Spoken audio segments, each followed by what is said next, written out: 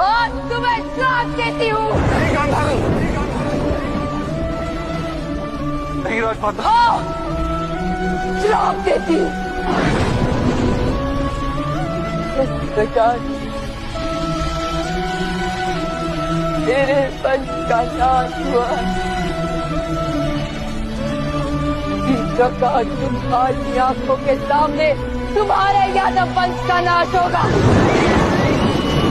तुम्हारे नगर के सोने के भवन समुद्र के बेसी आग से पिघल जाएंगे।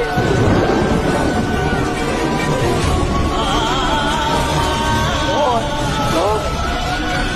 तुम किसी वन में अकेले अशक्त और वृद्ध पशु की भांति एक कान के हाथों फेंक दिए जाओगे।